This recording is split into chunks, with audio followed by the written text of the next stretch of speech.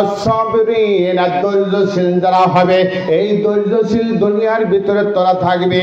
আর এই ধৈর্যশীল যারাই হবে, আল্লাহ পাক বলেন ওয়াস-সাবিরিনা ওয়াস-সাবিরাত, ধৈর্যশীল পুরুষ ধৈর্যশীল নারী যারা হবে, কাল কিয়ামতের ময়দানে হাশরের মাঠে কঠিন মুসিবতের সময় যখন হয়ে যাবে, আল্লাহ রাব্বুল আলামিন বলবেন ইয়াউমা ইউনফাখু ফিস-সূরি ফাতাতুনা আফওয়াজা।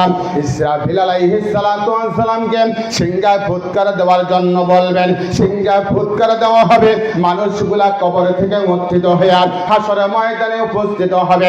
হাশরের ময়দানে উপস্থিত হওয়ার সঙ্গে সঙ্গে আল্লাহ রাব্বুল আলামিন তাদেরকে ডাক দিয়ে বলবেন, হে ধৈর্যশীলরা, নারী পুরুষ যারা আছো, ধৈর্যশীল যারা আছো, তোমরা দাঁড়িয়ে যাও। একটা দল তখন দাঁড়িয়ে যাবে, আল্লাহর হুকুমে এরা দাঁড়িয়ে যাবে। যখন দাঁড়িয়ে যাবে, আল্লাহ রাব্বুল আলামিন বলবেন যাও যাও, তোমাদের আর কোনো জিজ্ঞাসাবাদ করা হবে না, কোনো প্রশ্ন করা হবে না, কোনো জিজ্ঞাসাবাদ করা হবে না। তোমাদের স্থান হলো জান্নাত, তোমরা সরাসরি ভাবে জান্নাতে চলে যাও। জোরে জোরে বলে সুবহানাল্লাহ। এরা জান্নাতে যাওয়ার জন্য, এই ধৈর্যশীলরা জান্নাতে যাওয়ার জন্য এই দলটা অগ্রসর হবে। অগ্রসর হইলে আল্লাহ রাব্বুল আলামিন তাদের জন্য একটা ফেরেশতার দল পাঠিয়ে দেবেন। ফেরেশতারা গিয়ে বলবেন, এ আল্লাহর বান্দা, এরে আল্লাহর বান্দি, তোমরা কোথায় যাও? এবার বলবে, এই ধৈর্যশীলরা বলবে, আমরা আল্লাহর জান্নাতে যাই। জোরে সোরে বলি সুবহানাল্লাহ। কোথায় যাবে? আল্লাহর জান্নাতে। আল্লাহর জান্নাতে যাই, এই কথা যখন বলবে, ফেরেশতারা ডাক দিয়ে বলবে, এ ভাইরা, এ দুনিয়ার মানুষেরা, এ নারী এবং পুরুষেরা, আল্লাহর বান্দা বান্দিরা, তোমরা যে আল্লাহর জান্নাতে যাওয়ার জন্য প্রস্তুতি নিয়েছ, রব রবি চলে যাচ্ছ, হিসাব কিতাব তো শেষ হয় নাই, তোমাদের এখনই তো ওই জান্নাতে যাওয়া যাবে না। আল্লাহর বান্দা বান্দিরা, এই সবুরকারী যারা হবে, এরা তখন বলতে থাকবে, এরে আল্লাহর ফেরেশতা, সরে যাও, সরে যাও, আমাদেরকে আল্লাহ পাক নির্দেশ দিয়েছেন জান্নাতে যাওয়ার জন্য।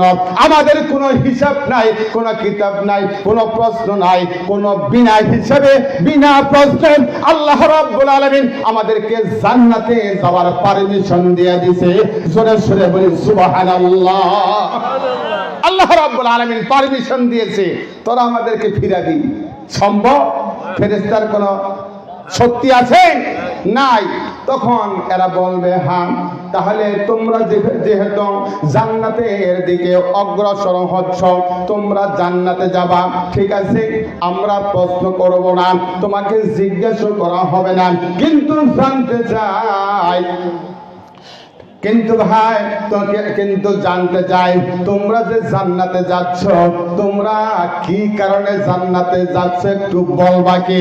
এমন সময় আল্লাহ রাব্বুল আলামিনের ওই বান্দা বান্দিরা বলবে, এরে ফেরেশতারা রে, আমরা যখন দুনিয়ার ভিতরে ছিলাম, তখন আল্লাহ রাব্বুল আলামিনের পক্ষ থেকে আমাদের উপরে বিভিন্ন সময় বিভিন্ন বালা মুসিবত এসে চলতো।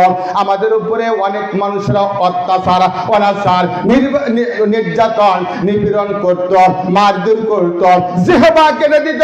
আলেম ওলামারা কোরআন হাদিসের কথা বলতে গেলে তাদের জিহবা কাটত, হাত কেটে দিত, পা কেটে দিত, মসজিদে কথা বলতে দিত না, কোরআনের কথা বলতে দিত না। এত বিপর্যয়ের মধ্যে থাকিয়াও আমরা ধৈর্য ধারণ করেছি। এই ধৈর্যের পরীক্ষায় আমরা উত্তীর্ণ হয়েছি। এই কারণে আল্লাহ রাব্বুল আলামিন আমাদেরকে সবুর করার কারণে, ধৈর্য ধরার কারণে আল্লাহ পাক জান্নাতের ফয়সালা করে দিয়েছেন। জোরে জোরে বলি সুবহানাল্লাহ।